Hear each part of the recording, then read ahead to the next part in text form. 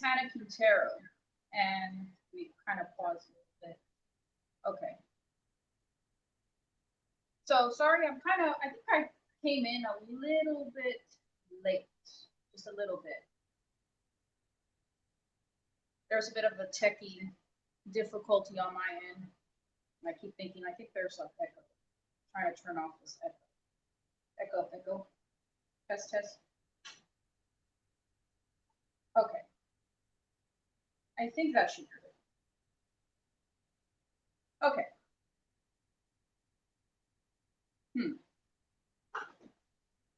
No. All right. So I'm just going to continue on with it. So, welcome to my little live stream. Pause this. Okay. But anyway, so my name is Hannah Quintero, and the face behind Hannah Quintero Art. And I'm a Christian artist based out of Divine, Texas. So, like, if you kind of hear like a little bit of cutting out here and there, I apologize. I live out in a rural area, so sometimes the internet is not the greatest. Awesome. Okay, that's much better. I kept hearing an echo and it was bothering me a little bit. But anyway, so before I get started, I was just gonna kind of just give you like a little bit of a kind of a backstory on me as an artist and on my pieces. So I'm a Christian artist, and a lot of the paintings that I'm going to be showing to you today are based around different elements that inspired me in my artwork. The biblical elements, and what I mean by biblical elements, so the different Bible verses, and even just miracles. I like to say miracles that have either occurred in my life or in my family's, and just people around me that I've seen that God works wonderful things. And that's where a lot of like my artwork, that's like the main purpose of my artwork and where it stems from. And also too, nature. Nature is a big thing that goes behind a lot of my artwork. And even fantasy elements. So I love to read literature. I like to read a bunch of different classic literature, even Lord of the Rings, or different things that kind of just encompass a lot of really fantastical elements.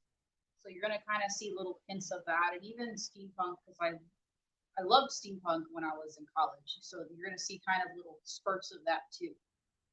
And I'll kind of just go ahead and get started on one of my pieces. This is one of my latest ones. I'm going to see if you can kind of get in here a little bit. I'm going to kind of zoom in a little bit. So this painting in particular, it's a little still life that I created. It's called Tea and Jazz. And this one is one of the few loves that my husband and I share together. And I painted this live. We tend to collaborate from now and again. And it's called Rhythm and Paint. So my husband and I, when he's playing jazz music, I'll usually be live painting in the background. So you can kind of see this. And the owner, what was really cool is in this particular coffee shop, the owner had a really cool phonograph.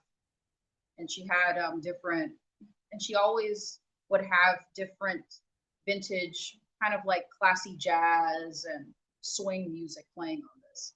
And it was so pretty. And I wanted to capture it in that particular moment, so I felt it was a very inspirational little piece. And of course, I just added my own take and my own twist. I love books and tea. And that's one of the things that, even when I'm painting in my studio or even if I'm out and about, my husband's the same way, but with coffee. So we have that. And hence the title of this painting. It is Tea and Jazz. And this one, like I said, a lot of my pieces I have for sale in my online shop. And I'll have this, I'm going to be posting them in here in the comments. You can kind of look at through those. Let's see, I'm going to be kind of posting through these in here.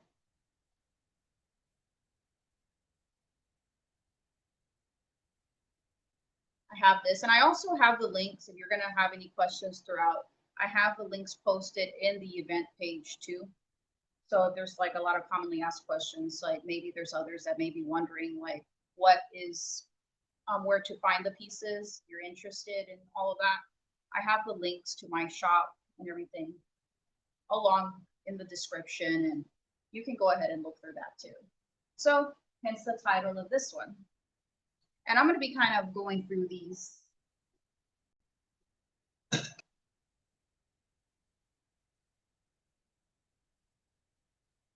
And of course, this is not something, don't feel like you have to sit down in one sitting. Art's always been part of my life. And this is, I want you all to kind of just see that through my pieces, see through my eyes and what I enjoy and what I love. And this is one of my other pieces. It's called Reaching Out for Heaven. And this is meant to just portray just that longing. Because especially in the biblical sense, especially in times we're living in, there's a lot of biblical elements that are just a lot of hardships that we're all enduring. Doesn't matter who you are, there's always some type of difficulty. And in the spiritual sense, we all know, or even, and a lot of times, whether you're a Christian or not, we can just feel it, that there's a lot of things going on right now that is not right. And this is just meant to portray, especially reaching out for heaven, that we're all reaching out to God and praying that that the time shortens for our sakes and that he comes so we can go home soon, go back to heaven soon. So that's where the origin, storyline behind my painting comes from. You can kind of see that. So there's this one, Reaching Out for Heaven.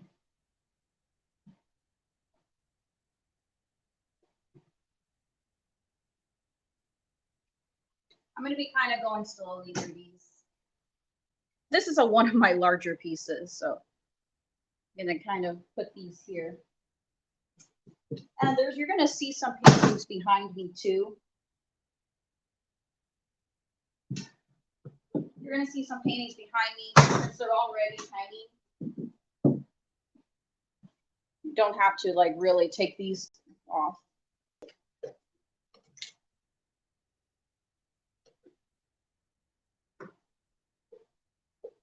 I think I'm just going to end up just posting this up.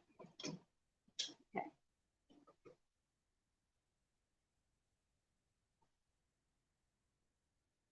So this one is called Fighting Giants.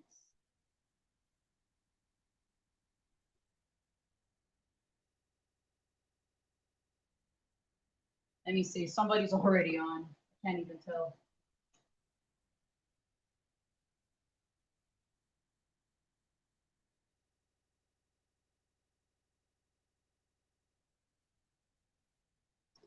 Pin the message on here to stay as long as you stream at the header.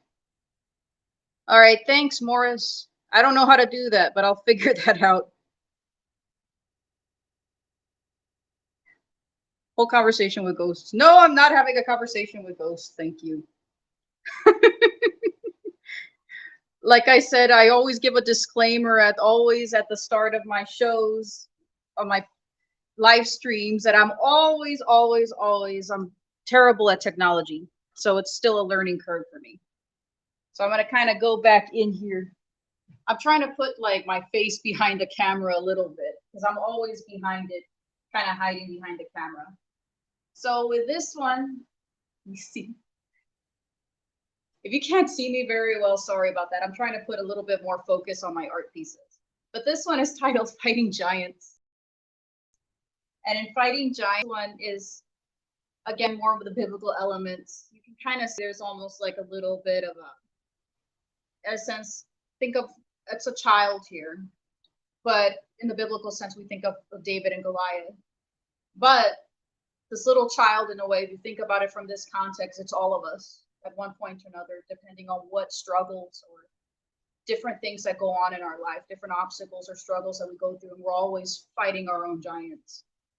And it's a combination of, think of the Robert Frost poem, Two roads diverged in Yellowwood. I take the one less traveled by, and that made all the difference. And I combine that because I love poetry too. That's another thing, another element of my pieces that I always love to incorporate poetry that I love or poetry that I write personally. I've had a few poems of mine published in the past, not in a book or anything, but just in like college anthologies when I was years ago when I was in college before I graduated with my BA.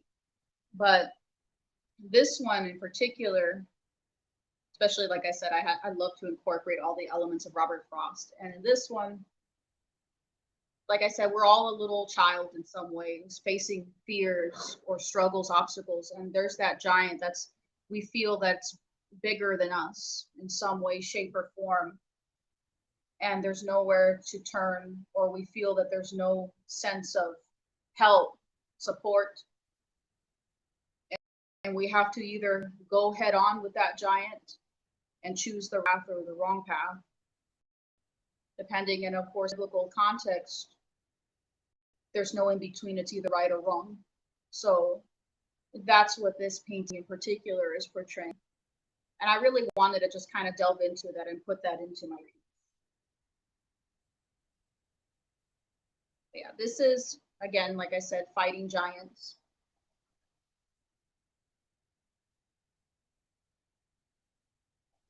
And if you have any other like interpretations while you're looking through my pieces as I'm going through them, you can go ahead and leave me. I love reading people's depictions of these things. I love reading people's interpretations, what you feel, what you get out of it too. It's a little discussion, like I said. I'm going to be talking, and as I'm talking, you can go ahead and go through it yourself. I love hearing what you all have to say.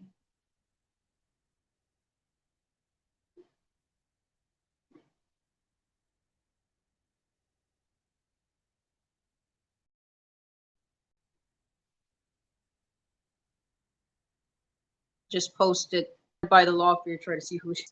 Uh-oh. Why? Why am I wanted? I don't want to be wanted.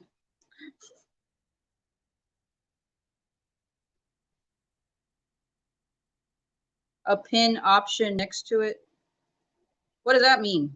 I don't know what that means.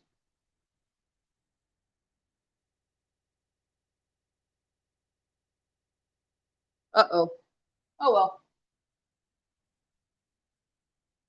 But yeah, Boris, give me your interpretation.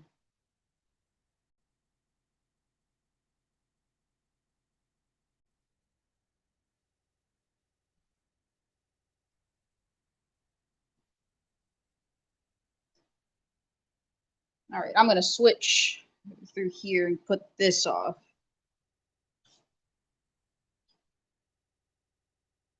And these, of course, you're probably seeing some of my stuff is framed and some of them is not.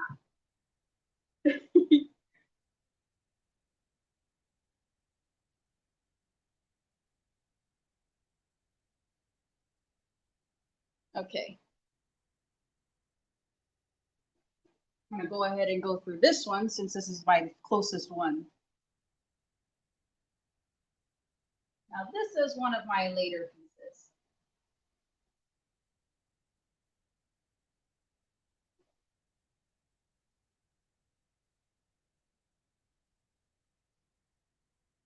Let's see.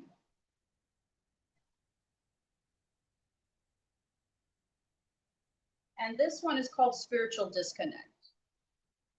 And again, you can kind of see, I think I'm kind of going through these a little too fast. So I'm going to kind of just pause a little bit, a couple minutes or so you can kind of really get a good look. And you can kind of see the different elements of what it is. So you can kind of see it's a bit of an, if you look really, really close, there's, of course, a guardian angel, like in the background. He's kind of showing a little bit, meant to like has armor here. I'm going to see, it's a little easier to kind of go onto my shop and kind of zoom in a little bit to see the details. And then there's a person here walking. And the only thing you cannot really see up close, unless you really, really are in person and see my painting. But what you can kind of see here, there's a person here walking. His head's down. He's walking with a cell phone. He's looking down, and there's fire, kind of like an explosion, almost like a post-apocalyptic scene of sorts, but not quite. Again, this will vary, but this is the idea that I had. So with spiritual disconnect, the story behind this piece is the smaller figure is walking with a cell phone, so not aware of the chaos in the background. And a large seraphim. A seraphim in the Bible, especially when you look back in the Old Testament, a seraphim is a guardian angel. But usually seraphims are not necessarily depicted in what they are in the Bible. They actually have, I believe they have six or seven sets of wings. They have a large set of wings. So they're predicted as more foreboding, which in a sense it's that sense of might and strength. But in this case, of course, I didn't put that much detail into it per se. But the whole point of it it's to show that the large seraphim is shielding him from fiery darts. You can kind of see here, the wings I have it encompassed almost like a shield, like a barrier, and it's shielding him. And the man that's here, he's oblivious to everything that's going on around him.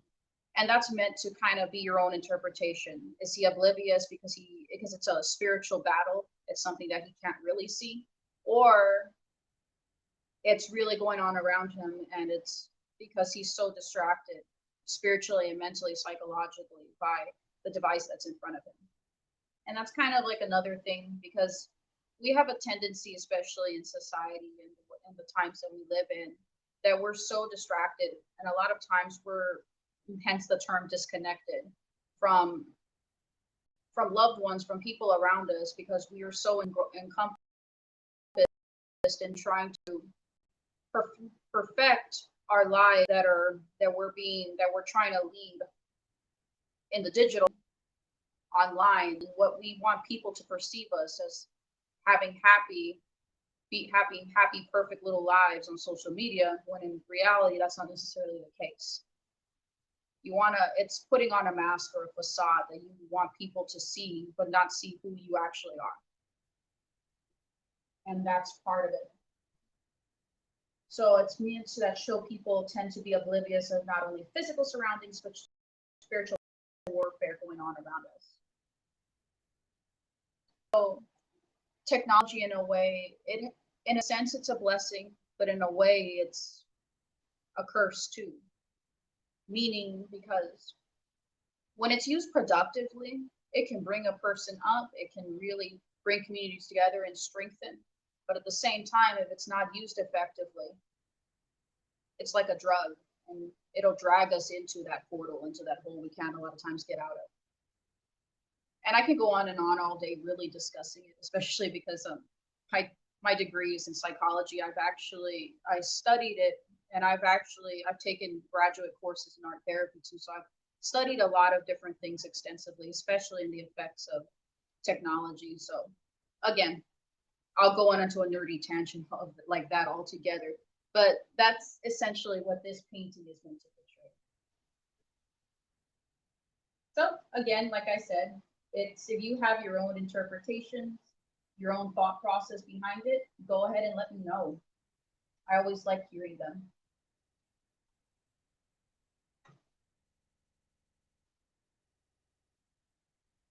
I'm going to kind of whoop.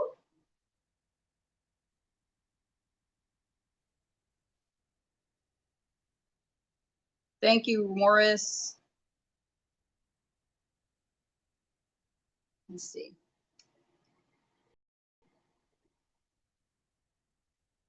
Okay, it's a little distant. If you're having a hard time seeing, let me know. Okay, I'm going to be kind of occasionally getting up while I talk. You'll just what you're doing. Thank you. I'm glad you're doing well too. Let's see. All right, I'm going to go right there. Leave that here.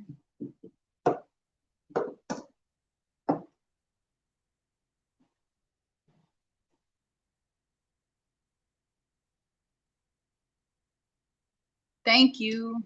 Thank you so much. And again, like I said, I have this in my shop. You can kind of go in there and get a more detailed look. I even have prints available too, and I'll show you all in just a second. And this is my next one up. This is my next piece up. But yes, I kind of talked about a little bit of my education. So yeah, like I said, I'm not a lot of that's, and I'll kind of go ahead and put a pause right here because a lot of my art pieces, I'm very much self-taught. My art pieces, in a lot of ways, well, I take it back. I have a minor in art. I took that in college. I took art classes in college. But a lot of my emphasis was in psychology. And this one, my next one up, I'm gonna kind of look through here. And I'll give you kind of a pause so you can kind of see if you can spot any of the elements in this. And what is your take?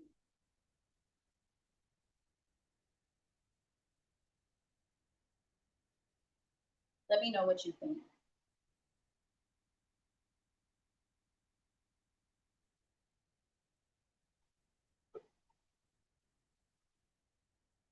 And I've had some funny comments with this one.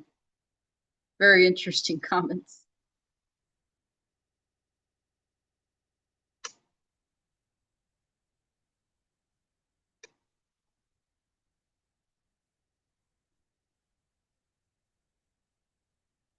So this one is titled Life Out of Darkness.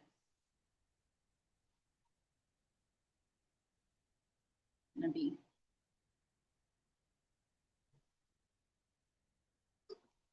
So Life Out of Darkness, this one, I've had some really interesting comments from students, from past students that I've had, and well, just different people in general whenever I've done markets. Because sometimes I'll do outdoor markets, and it's really cool when people actually see my pieces in person, because you can kind of see a little bit more of the details and the nuances.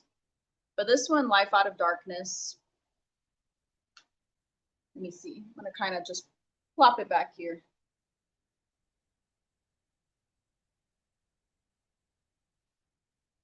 So Life Out of Darkness, you can kind of see like a bit of a dark element to it. And there's a mysterious figure walking. And I don't know if you can kind of see in the background. See through there.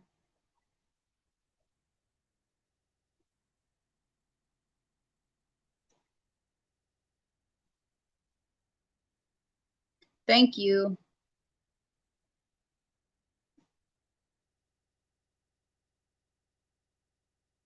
So the green, if you look up close, I'm gonna see if you can, I'm gonna try to zoom in as best as I can.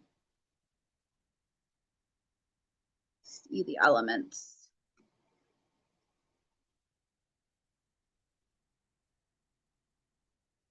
So the green is like showing grass and things. And this person, it's meant to depict Christ and the sheep in the background. And there's some sheep right here you can kind of see. And it's a bit of a, like, it's supposed to be kind of like an ominous feeling or being let out of darkness. So of course in Psalms 23 and in different elements in the Bible, we're like lost sheep. Every single one of us is like lost sheep. So Christ, in a way, it's meant to like lead us out of darkness. And wherever Christ steps, and it can be desolate, decay, death, destruction, whatever is darkness, ominous is going on in the background, and you can kind of see the shadow. But as soon as wherever Christ steps, there's green and there's life. It springs up life. And the sheep are following, and you can see like little mushrooms and greenery that are popping up. So it's meant to depict wherever he steps, life comes and leading us into that light.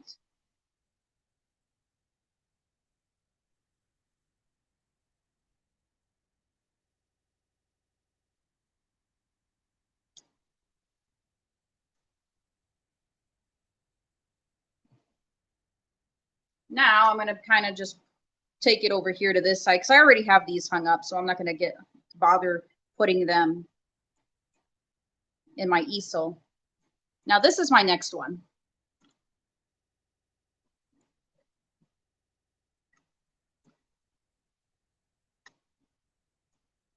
I'm going to turn off my light.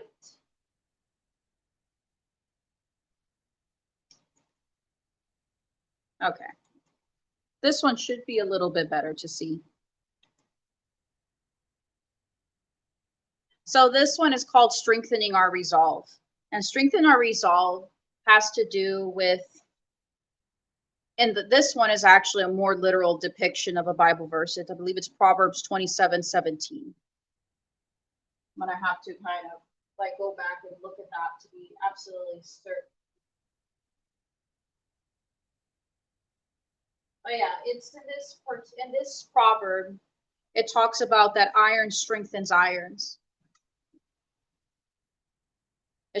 Iron sharpens iron, just as how we would sharpen the countenance of a friend.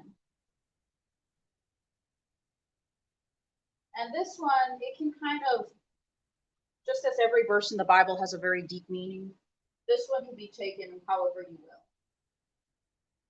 It can have, depending on the moment in particular time. Yes, 27:7. So a man sharpeneth the countenance of his friend. Iron sharpeneth iron, so a man sharpeneth the countenance of his friend. So think of different things. There's maybe times in your life or in our lives that we've all experienced that we have a tendency that sometimes there's something that we want to do, and a lot of times it's not right.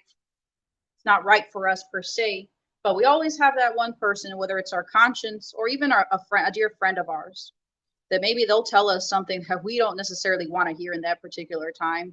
And maybe we feel that they're being rude or being hurtful for saying those things, but a lot of times it's something that we need to hear in that particular moment.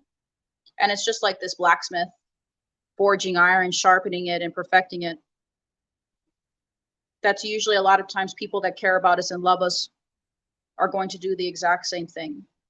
And even a parent, a person that we look up to very much, a lot of times will guide us and steer us and guide us into a direction a lot of times we don't like, but it's necessary.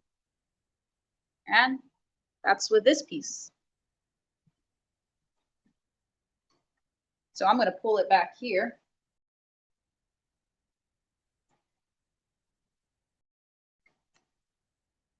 And now I'm kind of like pushing my cameras a little bit here. I have two pieces here. I'm going to kind of pull it back.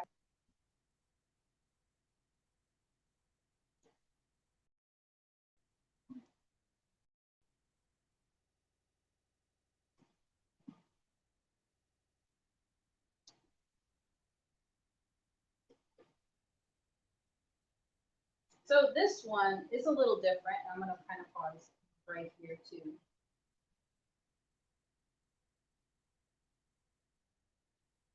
Boop. So kind of just take a gander at this one. So electric sustenance is the title.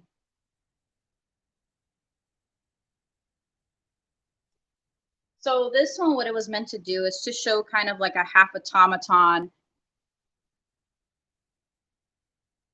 the baby's piece.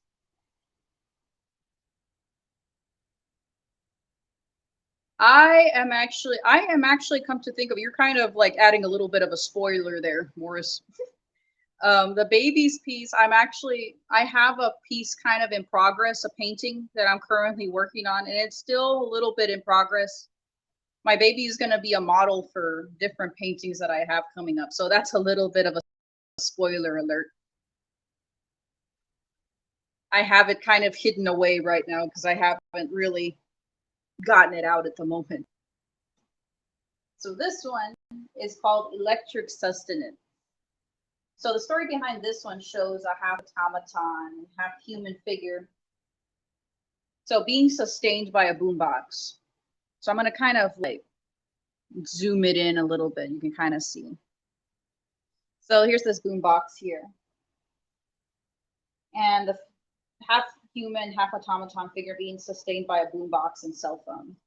And this is where the cell phone is. You can kind of see. And her heart is suspended by a wire outside of her body with gears turning in the gaping hole in her chest. And electricity is running throughout.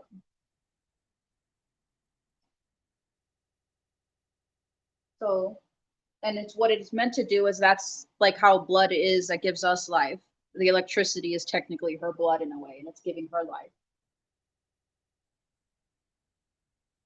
So it's the only thing, the electric current is the only thing sustaining her, and you can kind of see I gave her a vacant expression.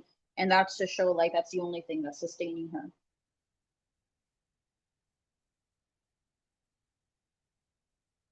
So that's what's, and again, this is kind of in a way going back to my other piece, my spiritual disconnect, where it was talking about like the cell phone, whether it's electronic cell phone, computer, tablet, is in a sense it's distracting us. This is kind of like another piece that's depicting that, but a little bit more symbolic.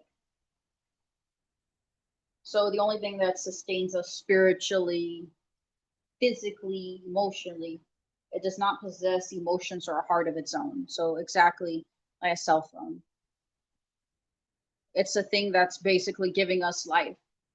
And haven't you ever noticed a lot of times, and we've all been guilty with it. Sometimes we've even had, like, sometimes we'll freak out a little bit if our phone, if we lose our phone or misplace it or something.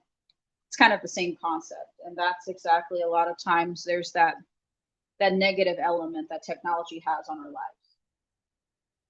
So a lot of times when it's sustaining us, the only thing is a vacant shell, and our heart is being replaced by just cogs and gears and electricity. In that sense, that feeling, that emotion is, we're basically vacant, like a, hence the automaton example. And there's that sense of leaving God out of the picture.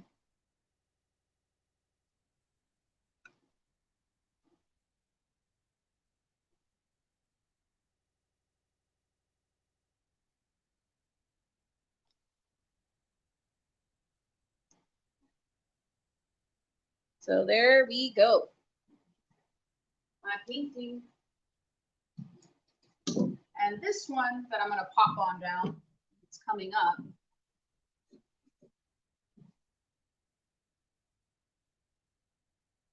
You'll be able to kind of see this a little bit easily.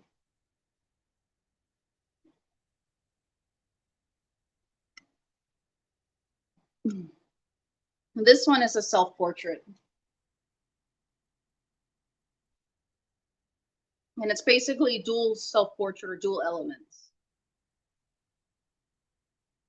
And the whole point of this painting is it's basically dual passions, another name for it.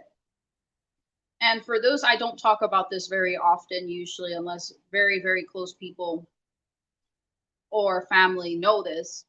But of course, like I've been a practicing martial artist since I was 9. So that's been part of my life for over 2 decades. So about over 20, 21, 22 years or so. I have a black belt in 2 different styles. So this is showing my love for martial arts and my love for art all in one. So this is where the story behind this comes from. And one of my things I wanted to depict it in this painting. So it's showing through that.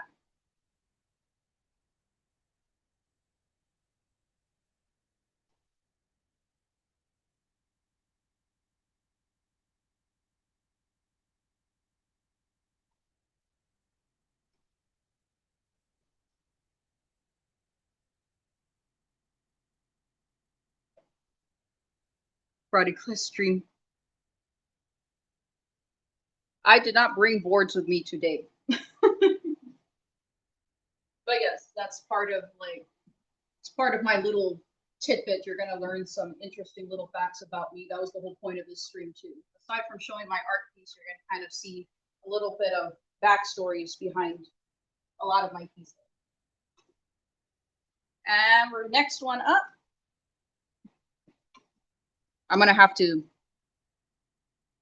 lower my camera a little bit so you can see this one more up close. Okay.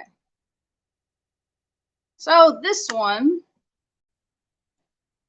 is one of my smaller paintings.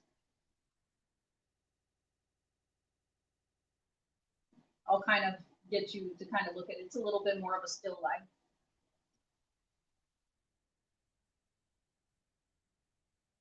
Let me know what you think before I kind of, because like I said, I'm going to be talking away. I want you all to like just look in here and give your own feedback.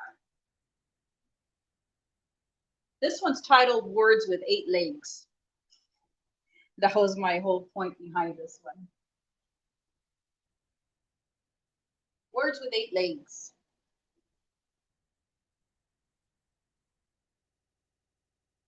So the whole point with this little painting, it's just kind of a little bit whimsical. I wanted to create kind of like little skeletal creatures on top of books. And actually there is a point to this one. I made a series of, I call it my Books and Bones series. This is part of my Books and Bones. The Books and Bones, and again, this is like another little biblical element that I put in. It's in Proverbs, that words a lot of times are dangerous.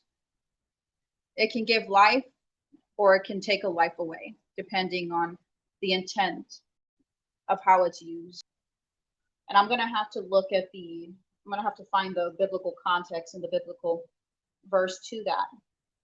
But that's essentially, this is supposed to be kind of a representation of that. The literary element of words with the little cute skeletal elements. So Words with 8 Legs is the title of this one. And since we're already in my Books and Bones series, I'm going to go ahead and bring out my other Books and Bones.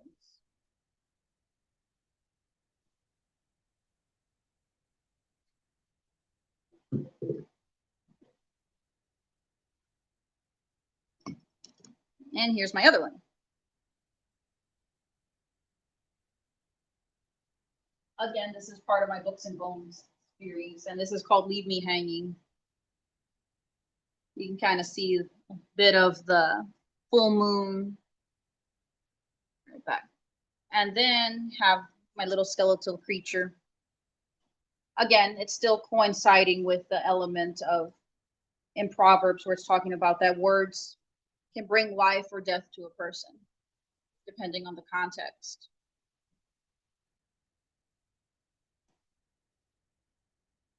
And of course, it can be either mental death or physical death. That's actually the whole intent behind it.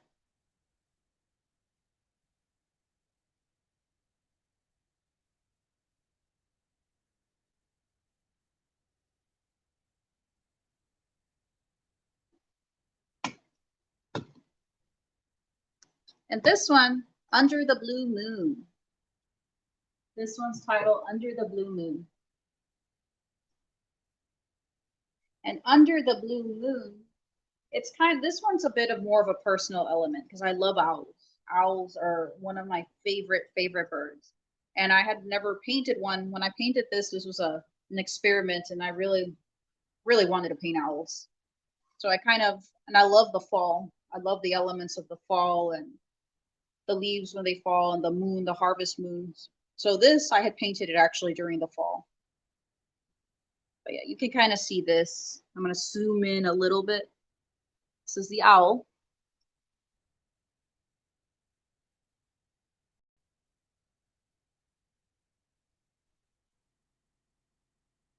You're going to see, of course, my more personal elements.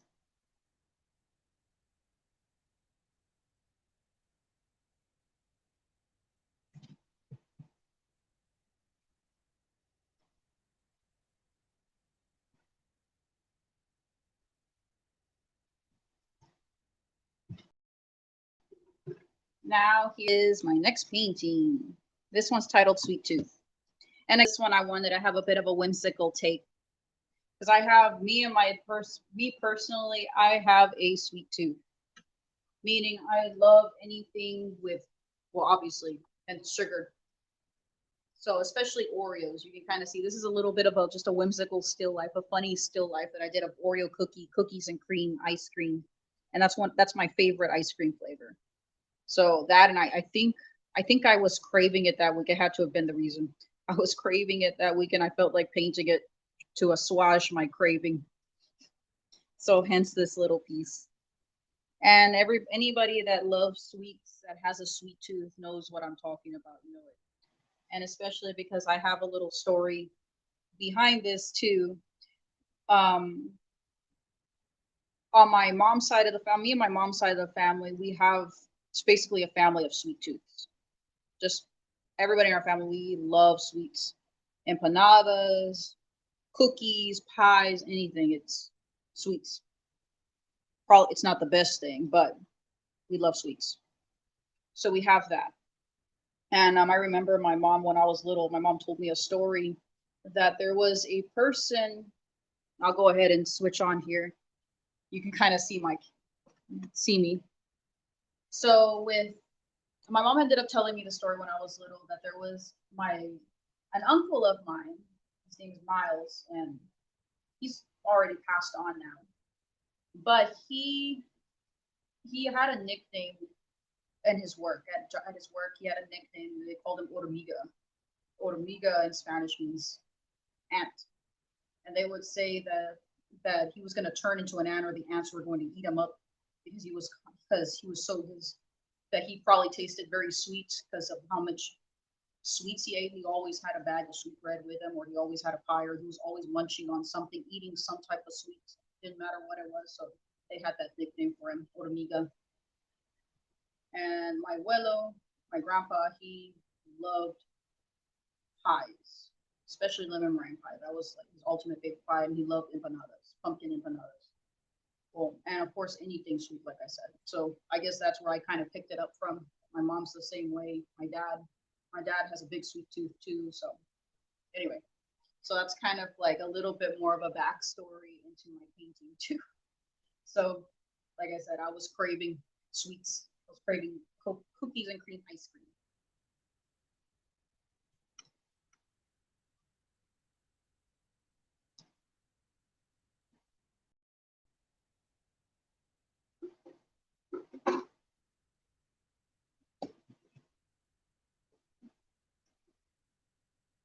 Now this one, Heal My Frozen Heart.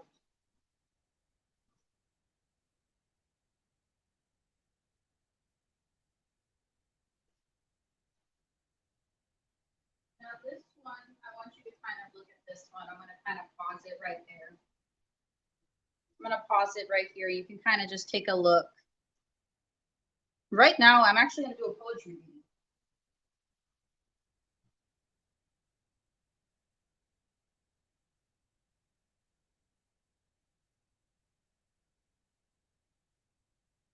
So this one is it's a bit of a accompaniment piece. And it's meant to show different elements of, like, for example, again, kind of coinciding with different hard times, different things that go on in our life. Our heart may, in a sense, be frozen, and it's God's hand reaching out to thaw out our heart. And I have an accompaniment poetry of an accompaniment poem for this piece. And I actually read it out on my TikTok, and I have like a little video too.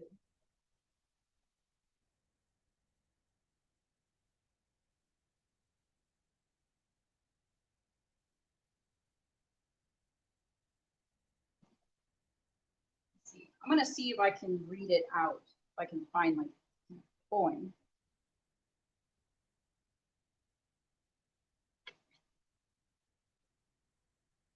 So let me know what you think. Okay, I found it. So here's the poem that I'm going to read. And this one is, like I say, I have a poem that accompanies this. I tend to do that from time to time. So, Heal My Frozen Heart. Amidst the frigid air, senses have laid bare. Beyond warmth, dulled to a staleness, flatlining one's pulse to a distant hum. What is the sum of a forgotten beat? In order to heal a frozen heart, what needs to be said in my stead? After having not bled in quite a while, let there be a prayer to melt a frozen heart.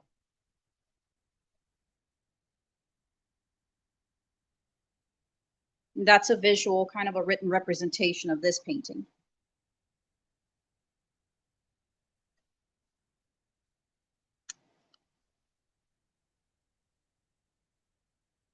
A 2 p.m. appointment? Oh my goodness.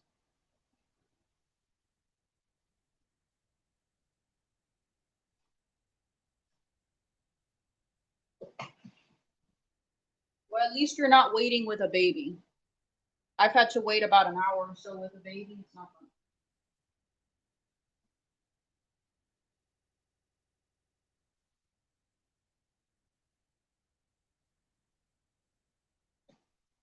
And here is the next piece. And I know some people are not a fan of snakes. I happen to like snakes, but not in this particular case. This one's titled Venomous Roots. And I don't know if you can kind of see here. I'm going to kind of zoom in a little bit. I'm half asleep. Oh my goodness. I hope everything's okay with that. Eye procedures are not fun. I'm not a, well, eye doctors, depends what it is. This one, you can kind of see the roots here. Do you have snacks or anything? Get some snacks. And I don't know if you can tell in the painting too that it's supposed to be shaped like a fig. There's a bit of a fig shape.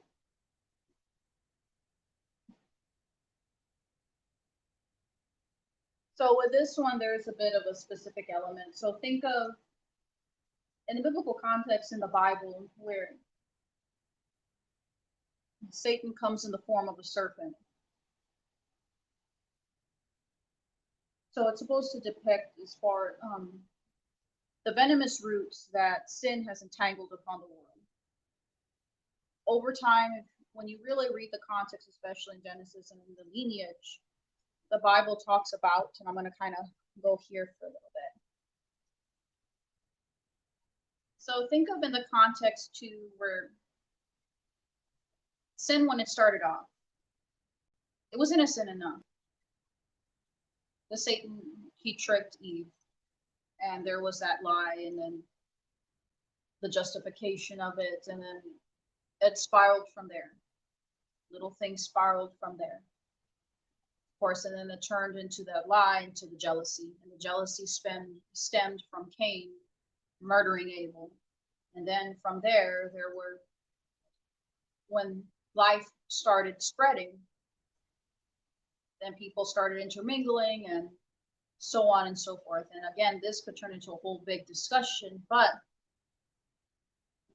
the deeper it went, just a little tiny thing, either a white lie, turned into something bigger. Jealousy can turn into something more, so on and so forth. And there's those little grains and those little seeds that just spread like weeds, and to the point that it just encompassed, and it's just suffocating the earth. So in a sense, that's what I depicted in this painting, and that's what, in every sense of the word, what it's meant to show.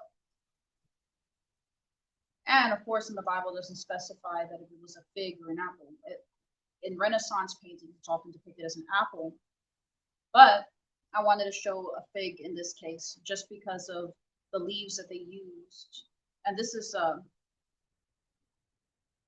I guess, what you will want to say is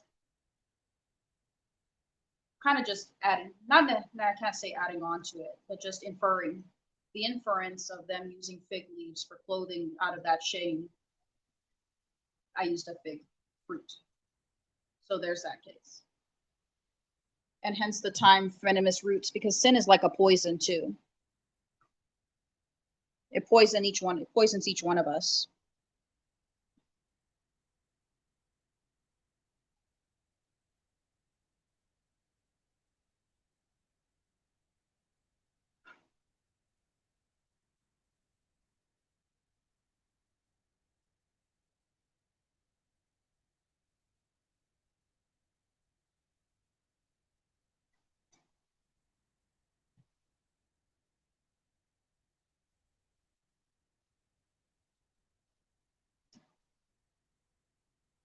And another piece with a snake. This one's a little bit more cutesy, but it has kind of a darker undertone with it too. Let me know what you see.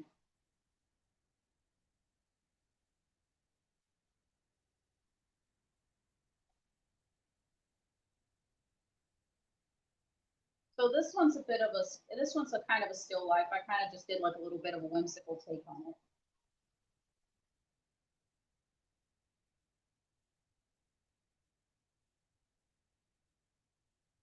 And it's meant to show kind of beauty is poison is the title. So snakes in a sense can be beautiful too. And of course the mushrooms. But it says, but in this case, it's kind of a dual thing. Which part of the beauty is poisonous? Is it the mushrooms or is it the snake? So beauty is poison.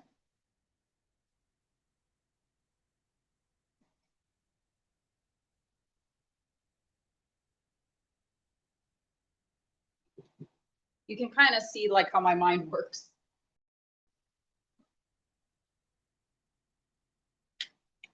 All right, and that's pretty much it for my larger pieces. I think I showed you all my larger pieces. So now what I'm going to do next is show you my smaller ones. I'm going to be kind of going through them very slowly.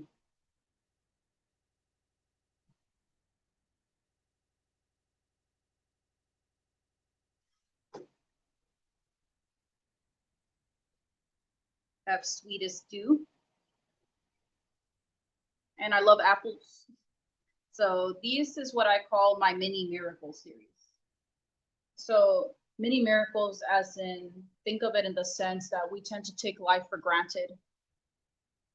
Things that are simplistic that we tend to overlook. And we go through everyday miracles in life. And this is what these little paintings are meant to represent. And these are little mini oil paintings. I didn't really mention the mediums on my other paintings. My larger paintings are in acrylic. Little ones are in oil. And this is my hummingbird painting. And we have a lot of hummingbirds in our yard. I'm always feeding them. And sometimes it seems like they're stalking us and they look through the windows and are always demanding for sugar water. It's almost like they're saying it too. That's like a little tidbit fact.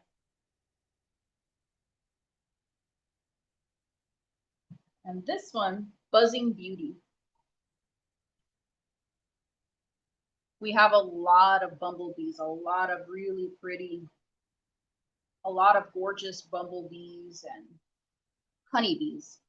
Because we always have a garden. I have except for this year, a vegetable garden.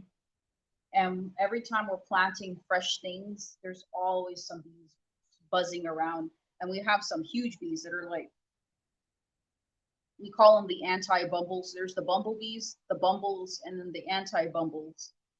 And they're carpenter bees. They're called carpenter bees. They're huge black bees that are just ginormous, and they sound like little jet engines. So mini miracles. And this one, it's a bit of a galaxy, kind of a starry night. I love it, especially in the, well, yeah, when it's a little cooler out, and even in the summer, but in the nighttime, later on in the evening when it's really, especially when the night's clear and you can see the constellations. I love looking at constellations. I used to know more about them when I was a kid, and over time haven't really gotten into it too much, but this is what it's meant to represent.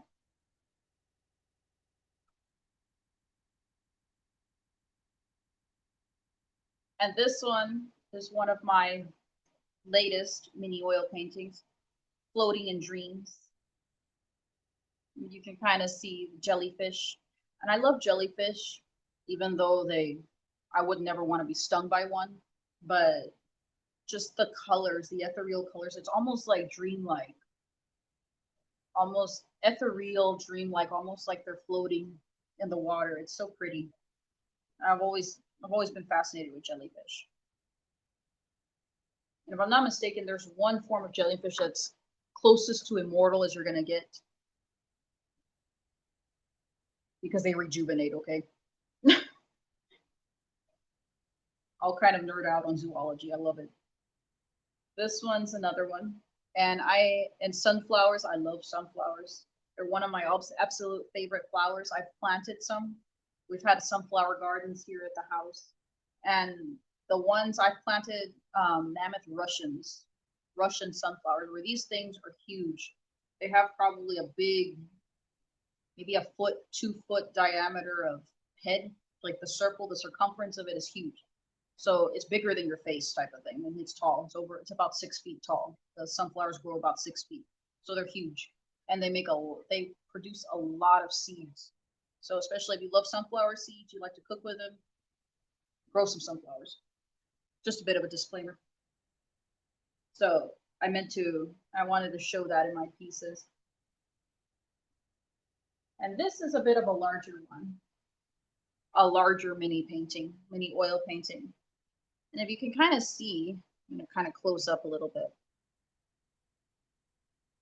So this painting, this was at a mission in San Antonio.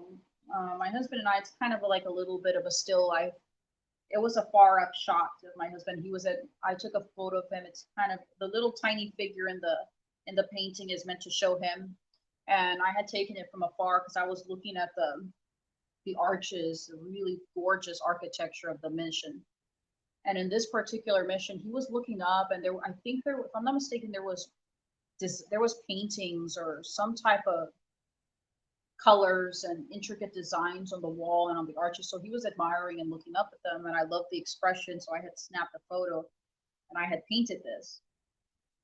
And the missions, especially if you're ever in San Antonio, those are places to explore. It's really nice. Of course, we're all familiar with the Alamo for obvious reasons. And these particular paintings, and then there's another one, the aqueducts, and all the missions have really interesting, unique architecture. It's really cool to visit at least a couple times, at least once, just kind of go jog around them or walk around and look into the history. So and my husband and I, this is when we were dating. Before we got married, we had gone and we would go on little adventures, kind of hiking and different things. So that's one of our mini adventures. And this is a new thing that I've been doing. I'm going to show. These are what's called art print pendants.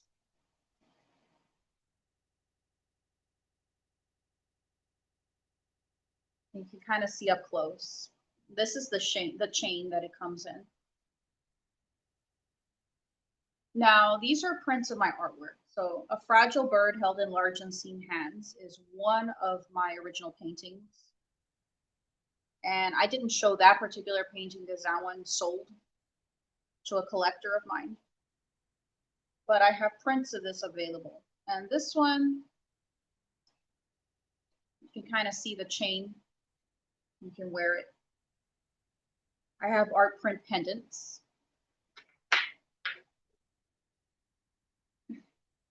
Heal My Frozen Heart is also a pendant that can be seen on a necklace too. And this is what the back of the pendant looks like. You can kind of see it's silver. Some of them are silver. I didn't show the back of the pendant on this. Bronze. Some of them are kind of an antique bronze, silver.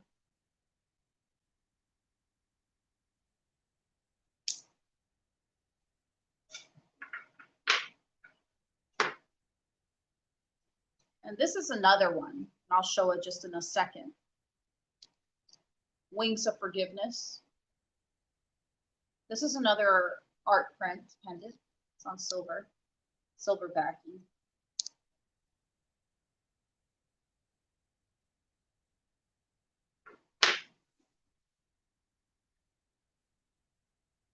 Summer is going good, Morris. Thank you.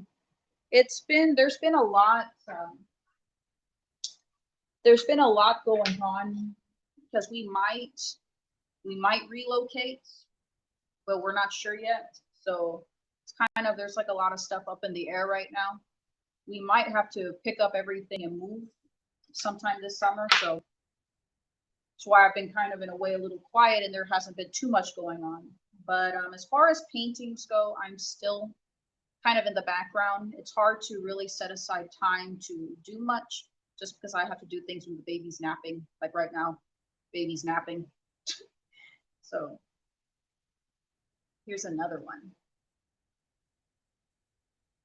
And right now, thankfully, my husband's finally off for the summer. So, and being a band director, schedule's very, very busy.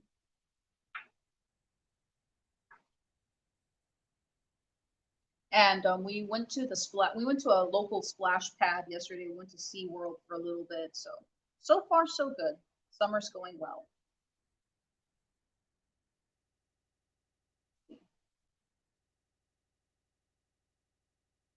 And again, I have these in my shop too. These are also in my shop.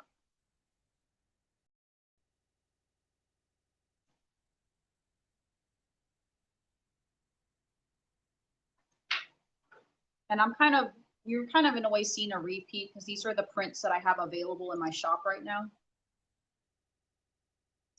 And just so you can kind of see the different backings and the different chains that they come in.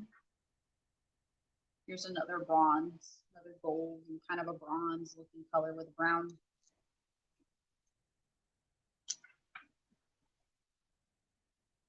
I think the only thing I'm gonna have to do later in the future is to kind of just show this. But I have to get kind of like, I don't know what they're called, but they have them in like jewelry artists. They have them whenever they're selling their pieces. They're kind of like these little hanging neck things, like a model, like a shoulder, like a bust neck thing to hang either their necklaces or their chains or necklaces, different things that they make. I'm gonna have to do that for my art print pendants so they won't just be hanging here. Again, a lot of my pieces, some of them are a bit of experiments. My pendants were a bit of an experiment. And I enjoyed making these. These are fun.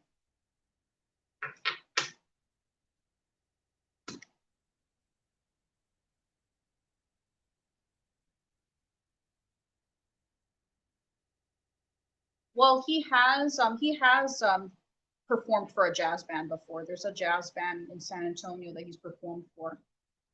And he's done gigs with them and things like that locally. And he has other friends of his that are musicians as well, and they've done different gigs. It's kind of like a mixture of electronic, jazz, and rap. And but no, he's a high school band director. He works for a high school. He teaches kids. He teaches students, high school students. But no, like I said, he's a musician. He's done work and he's performed outside of school. And we've collaborated as well. We do what's called rhythm and paint. And our rhythm and paint, he performs jazz. He'll play his trombone or the piano and he'll sing and I'll do my live painting on the side. We had a rhythm and paint section back in January at a local coffee shop here in our area. And that was a lot of fun. And actually one of the paintings that I showed at the beginning of the live stream was actually a painting that we did during our live stream that time.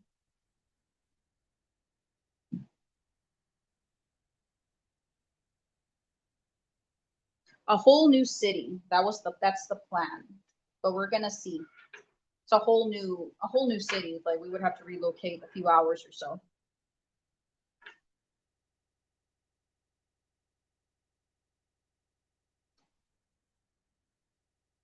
Let me see.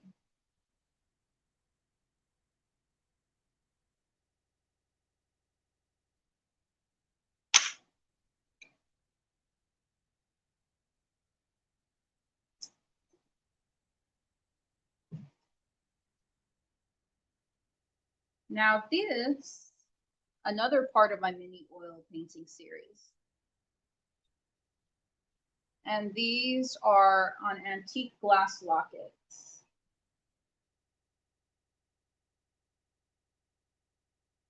I'm going to just kind of open it very, very gently so you can see the interior. It's very delicate.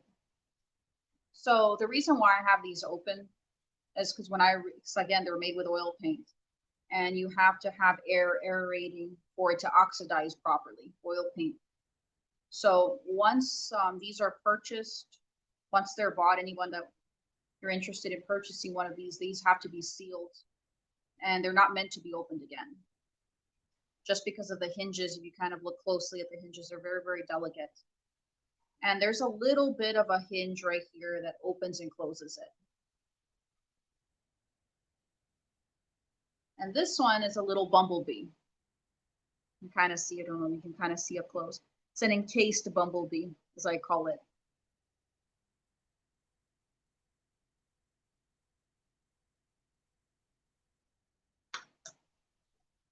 And this one, another antique glass lacquer. This one is a bit of a series. And I think of these as more of a limited edition series, just because there's not very many antique glass lockets. These are kind of rare. So when I came across these, I just snatched it up very quickly and I just started painting in them. So once these are gone, they're gone. This one's a little bit of a dragonfly. Look up close. Again, once I close these up and they're ready to go, they have to stay closed. Yes, of course, you can open them up if you want to kind of look through them, but just to be very, very careful because these are very delicate. And they make for a really awesome little statement piece if I say so myself. Look, see, meant to be worn.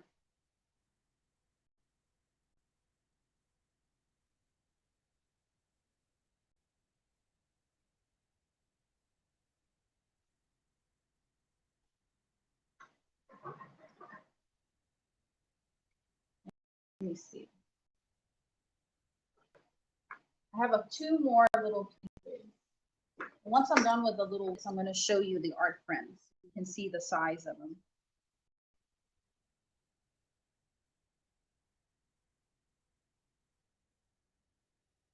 Here's this one. Kind of almost like a little floating flower.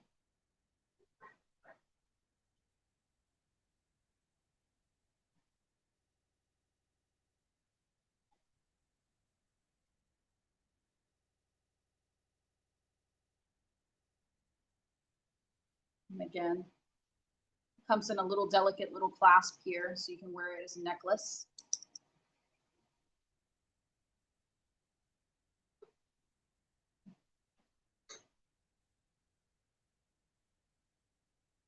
And again, the common element in all of my paintings, especially aside from nature, you're gonna, as you can kind of see, like I incorporate a lot of flowers, butterflies. I love butterflies, bees. These are different little elements, different creatures that I enjoy. I think I had already sealed this one. No, I didn't. Okay. And this one, dewdrops. I had painted a flower with different delicate dewdrops.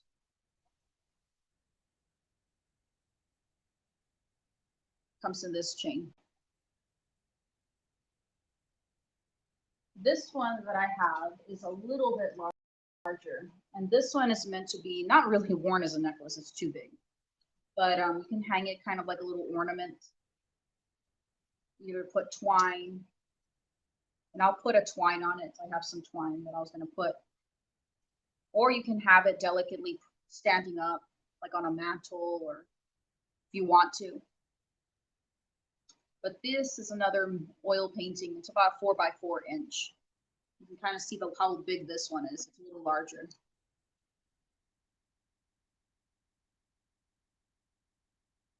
This one's a bigger case. And again, this one's sealed too. This one's meant to be sealed.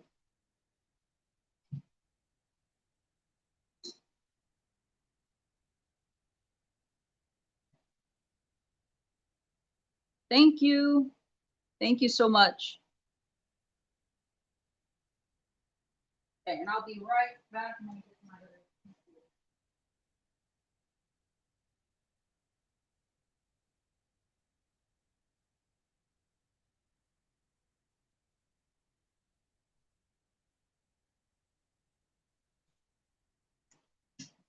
So this one, I was going to show you kind of a close-up of like my prints so you can kind of see what they're going to look like.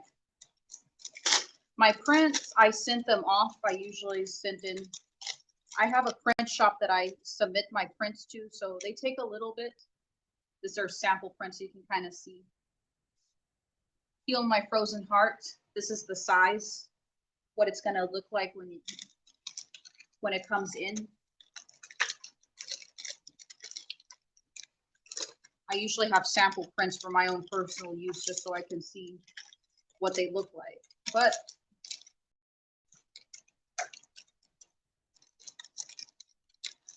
Heal My Frozen Heart, that's what it looks like, the general size of what the print looks like. And then this one, Fragile Bird Held in Large Unseen Hands. This is what the print is going to look like. You purchase it, this is what the size and everything, how it's going to come to you. Of course, again, like I say, these are sample prints. These are test prints that I have. You're going to have, when they come in, they're going to be pressed firmly, and there's going to be solid backing with these. But these are what the larger prints for these. Heal My Frozen Heart, the Fragile Bird. They look like this.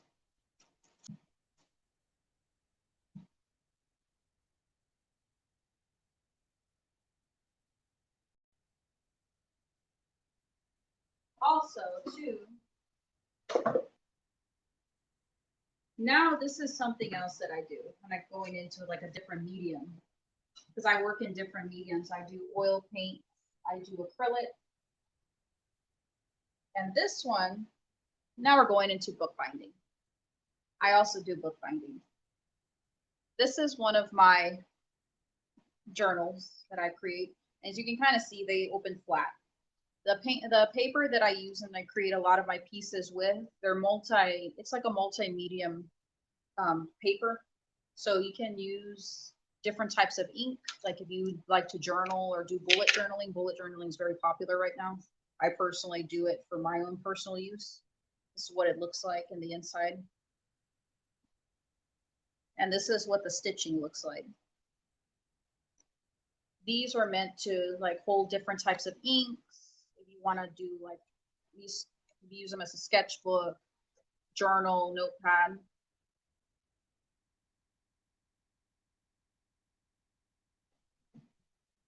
Whatever your heart desires. And this is a smaller one. I have smaller books as well. You can kind of see it's the same thing. They lay down flat, put it in your purse. And this is another one.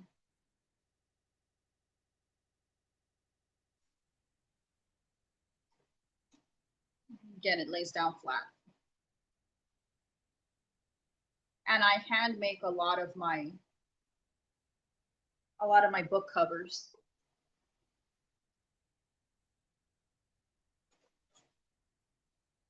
And this is another one, another small one. Little bit of a heart. You can kind of see the coloring of the threads that I use. Optic stitching is a pretty old style of binding, so that's why I love these. And this one's really fun. This one was a really fun one to make. It's a bit of a dual purpose one. You can kind of see the cover here and then the back. I'll open that up this way so you can see. It's meant to kind of be a dual purpose. It's meant to be an art piece as well as a journal, or whatever you want to use it for. just because the cover on this is acrylic pour. This is actually acrylic paint, sealed acrylic paint that I made. And with what's really cool with acrylic pour, anytime I do acrylic pour bindings or books like this, no two are going to be exactly alike. Acrylic pour, it's whatever comes out. It's very unique all the time.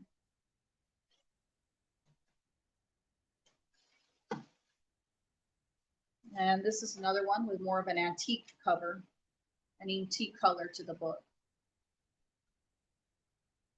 It's smaller.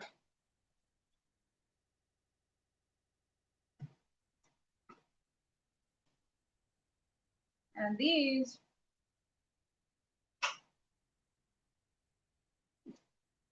more of a little, kind of like a little bit of a notebook, just a little traveler's notebook just to have in your purse or just have as a scrap notebook.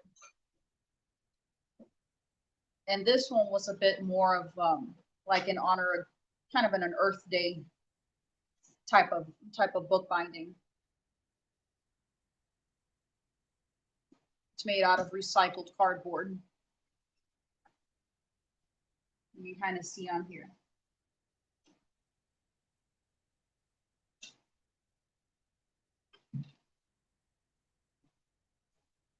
And I'm going to switch over to some painting. And this one is a little bit of a new service.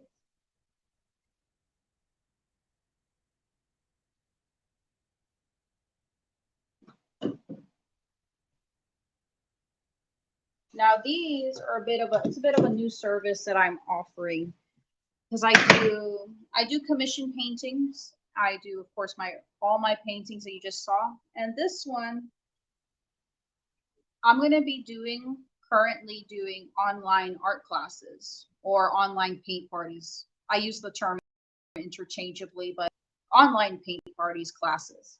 So if there's a painting, and I have a list of my paintings, this is one you can kind of see on here. If there's a particular painting that you want to learn how to paint, or you want to get a group together and learn how to paint, you can let me know and shoot me an email. I can arrange it. And this is another piece, from one of my paint party designs, online paint parties. These are not sold individually. These are for classes, like I said. And it's a new service that I'm offering. I'm still like planning it and getting these together. And this is another one. This is a complete different art style from what I usually paint.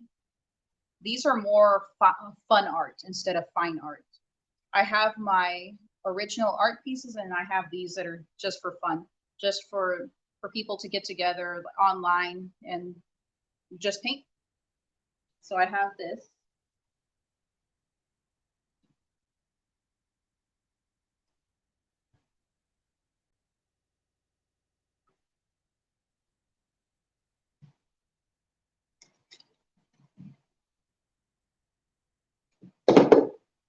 And this is another one. This is another design. These are my larger designs. So think of it in a sense like painting with a twist, but my version of it, I call it God, Tea, and Paint. So God, Tea, and Paint. And this one's another cutesy one.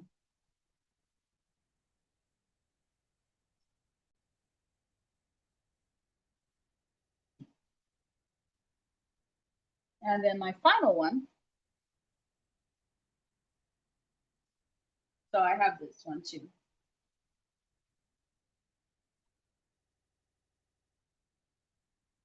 I'll go ahead and put this just in case. So I have this one.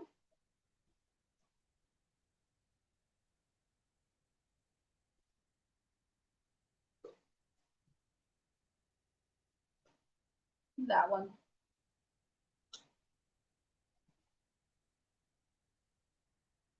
And like I said, if you have any questions, just let me know. These are just, like I said, this is a new service that I've decided to offer this year. Right now, I'm kind of slowing down because we're kind of in limbo, so to speak. We might have to relocate sometime in the summer. So I don't have much planned as far as in the moment because we might have to pick up all our stuff and get going. But other than that, that's really all there is to it. These are all my pieces. And like I said, just kind of let me know, like, if you have any questions, if there's anything. And okay, so I can kind of, and I'll go ahead and give you a little bit more detail since we still have a little bit of time. I can kind of give you like just a little bit of a rundown story. So I showed you this one. This one is a little bit, there's a bit of a testimony, a little bit of a backstory to this one. It's kind of going into my life as an artist, as like kind of when I was still more thinking about being an artist and pursuing that. My artwork, in a lot of ways, this is a symbolic self-portrait, and this was a time in my life that I had a really bad health scare. I was 24 years old at the time, and I was working on my master's. And I actually went over this a little bit in detail because I was recently, I was, and I hear noise. I think somebody just woke up. Sorry about that. I was like, I heard my baby wake up and I saw him. He was eyeing the paintings and no. But anyway, so this is, so back to story time. So I came out in an interview like back in April and I talked about my testimony a little bit more in detail with the magazine that interviewed me. And I can leave a link down below if you want to look into that more in detail. So this, I was 24 years old. I had a bad health scare. So, and it's a really long story, but at the time, I woke up with a really massive headache at 4 in the morning, 4:30 in the morning. And fast forwarding during that time, the doctors had told me that I had a mass that was bleeding. And it was golf ball size. And that's when fast forwarding, I went to the doctor and I was diagnosed with a brain tumor. And at the time, they had told me that the doctors were very sure that it was malignant. They had told me, and they had told my family right off the bat, my parents off the bat, that it was malignant, and I didn't have much time. So, and during that time, well, yeah, that was like pretty much the gist of it. That they told me I didn't really have much time. And it was very hard. It was one of those things that's like hitting a brick wall. And they had told me that they had told me and my parents that that even with surgery, it most likely wouldn't have done any good. That even with surgery, I would not have had much time. And if the surgery was going to be successful, I would have been paralyzed from my left side down and with complete memory loss. So those were the grave news that we had gotten. Well, and praise God, fast forwarding through all that experience, I went through a 12-hour surgery, and well, praise God, I did not need any physical or occupational therapy, and my memory was intact and is still intact. And when the biopsy results came back, when they sent my tumor off, it was benign, so I did not have cancer, and that was a big miracle in itself. And it was one of those darkest times in my life, and it was also one of the most beautiful, one of the most happiest times in my life. So that was that. And like I said, I'm just trying to, and to this day, the doctors still didn't understand, and still don't to this day, of how and why I'm intact, how it was physically and mentally intact, and how I've continued to stay physically and mentally intact. And there was, I believe it turned into, I think they said it was going to be like one of those research articles, one of those articles that was published, because it was something that was not heard of or seen. The doctors were very sure, so it was a very big miracle from God. I was in complete, and to be honest, I was at complete peace, regardless of the outcome. We prayed. We were in prayer, and there was friends and family and people from all over were praying. It was a big prayer chain going, and we had a lot of faith. And it's one of those things when you hit a brick wall, you have to be, and when there's nothing that can be at your complete control, not even your family can help you, not even you can't even help yourself at this point. It's just you're completely at God's mercy. There's that moment in time that where you really have to be at peace and leave everything in God's hands. And that's essentially what my little painting, well, this is my print, but the original painting that I did of this is essentially what it was meant. That's what it was meant to do.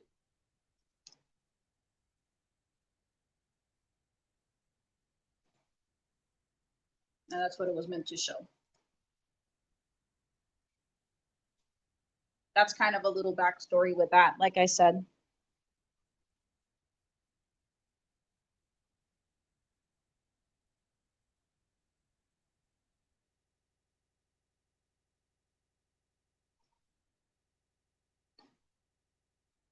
And I was going to see, well, I'm going to see, because we still have a little bit. I wasn't expecting to kind of go through my pieces so quickly, but I'll go ahead and read my poem.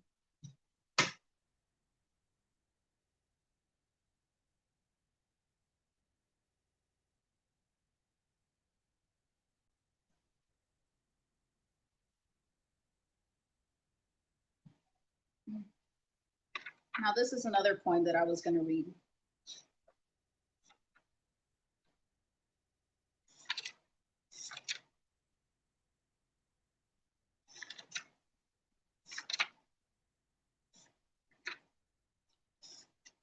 And this one is based on my painting, on the painting that I just showed you. And I'll just go ahead and hold it up again.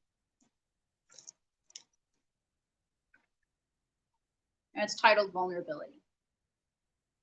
It is hard to imagine, and never have I once held a feeling of a facade of vulnerability, like a hermit crab robbed of his shell, exposed to otherworldly dangers, unable to escape any likelihood of a grim fairy tale, a sense of awe at God's mercy and at the doctors, a strong grip of fear of the unknown. Not knowing if I would wake up the same person as before. Miracle after miracle has shown. Never in my wildest dreams did I imagine this. A form of God manifesting his presence in front of me, cradling me from every aspect. I still feel it. Myself being held like a fragile bird cupped in large unseen hands, bearing down, giving me strength to stand.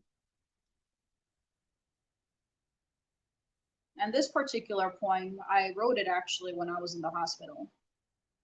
When I was waiting right before I had to sign my paperwork, right before they gave me all the disclaimers and everything that was going on. These words were kind of going through my mind at that time.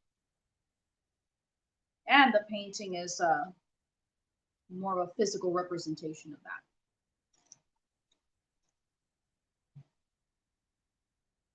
that. So like I said, a lot of my paintings have some of my poetry I've written, I will incorporate it or create them as accompaniments and visual representation of my pieces. If I'm not doing elements of the Bible or in nature, or even in steampunk elements, that's where a lot of it comes from. All right, and checking the time to make sure I don't run over.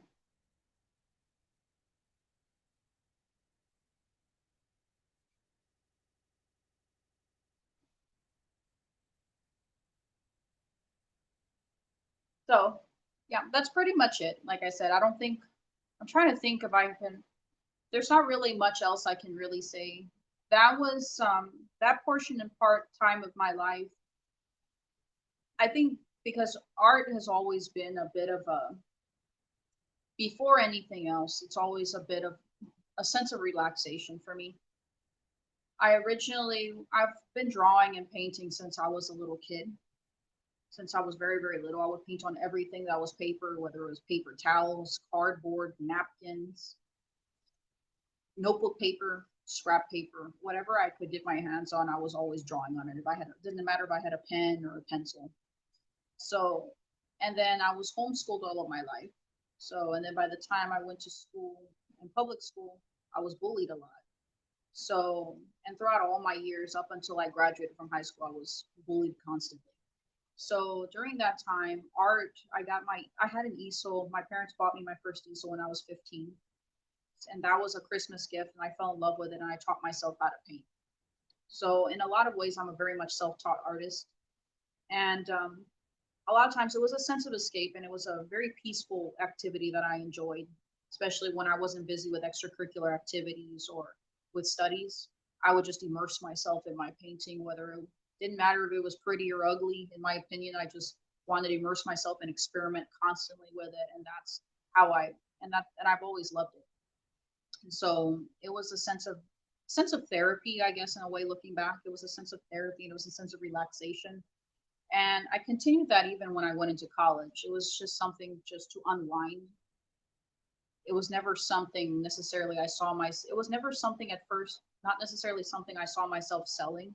It was just more of just like a sense of relaxation because art in itself is a therapy and it's healing. Art is meant to heal. It doesn't matter if you have it on your wall, just admiring it or looking at it or even creating or doing something yourself. That's essentially what it's meant to do. God gave us that ability to create with sculpture, music, singing, and well, yeah, I think I just said music, but yeah. So painting, sculpture, bookbinding, it doesn't matter drawing, it doesn't matter what it is. We're all meant to create something. We all have a strength. And it wasn't until, and I didn't decide to really start selling my work or delving into art until actually in 2019. That year, it was the year I was about to turn 30. And that year, I remember I woke up, I remember this. I woke up on January 1st and I was thinking to myself, I'm like, okay, I'm going to be 30 this year. And if I don't sell my art now, I'm never going to. Those are the exact thoughts and the exact words that I used. And I remember I told my husband, I was like, I'm going to be 30 this year. And if I don't sell my art now, I'm never going to. So I'm starting my art business. So I literally just dove in head first, so to speak. Like if you're getting off like one of those really high diving boards and you just go in, that's basically what I did. So I delved into it. I researched a lot. I was constantly looking up stuff online and I taught myself everything. And I see my art business as still kind of in the learning phase, still very new. So there's still a lot of things that I don't know, and I'm constantly delving in, or I'm asking questions, or I'm looking stuff up online all the time. When I'm not creating in my studio, that's what I'm doing. And well, that was before I had my baby, before my husband and I we had our baby. So I have more time now. It's a little bit harder just because my a lot of my time, if I'm not in my studio, I'm taking care of my baby. I'm a housewife too, so if I'm not taking care of household duties, I'm taking care of my baby. So and my creating in the studio a lot of times has been falling to the wayside, kind of in the back burner a little bit. But I've been slowly getting back into my routine, So that's kind of where I'm at right now. And like I said, I always enjoy and love connecting with every single person, anybody that I meet online or in person. It's always nice. And a lot of my inspiration too comes from other artists. I love seeing other artists and they can meet how they coincide and where they get their inspiration from. It's so neat. Like I have a really good friend of mine. She goes by Yvine Arts and Illustration. She does amazing work and she's an amazing writer. So if you haven't, look up her stuff. She's really good. And another really amazing artist is Joel. He does amazing caricature work and animations, really cool.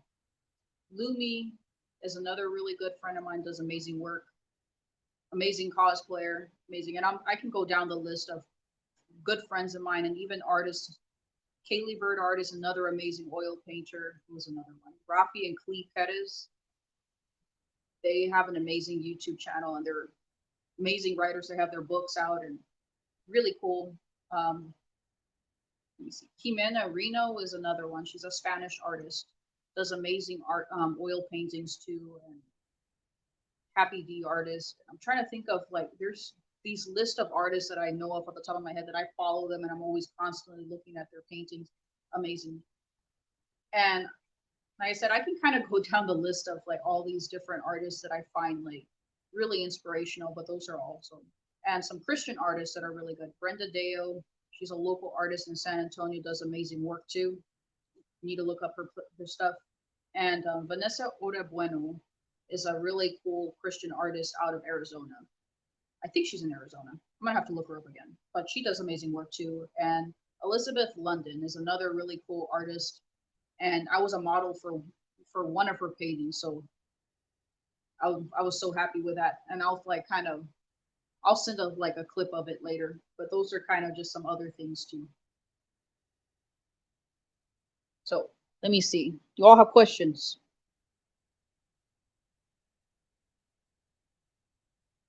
Slow mo? What's that mean?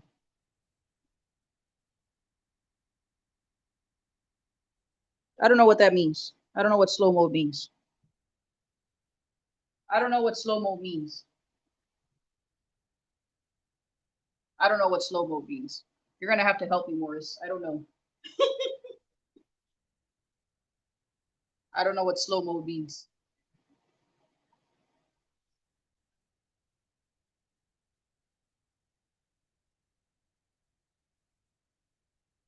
Let me see. I'm kind of double checking the time. All right.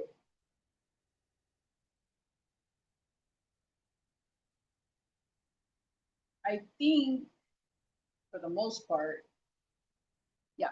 For the most part, I think that's pretty much it as far as like in stories. Can't really think of anything else.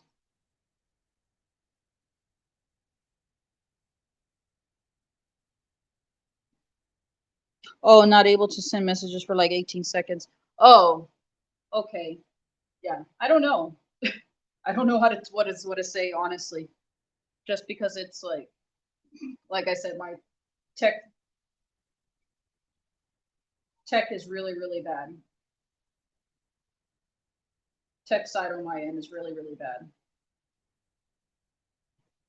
Let me see. I'm gonna try to see if I can look on here. Yeah, just like I said, just tell me any questions you all have. Anybody, if you have questions, just because it's like I think for the most part, I've gone over my own, kind of went over my story a little bit, and I think the just like any artist student, it's constantly evolving.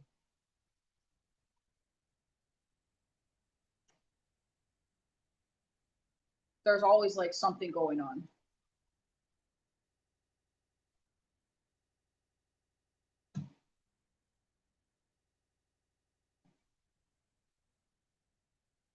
Fighting sleep till mom gets out of her procedure.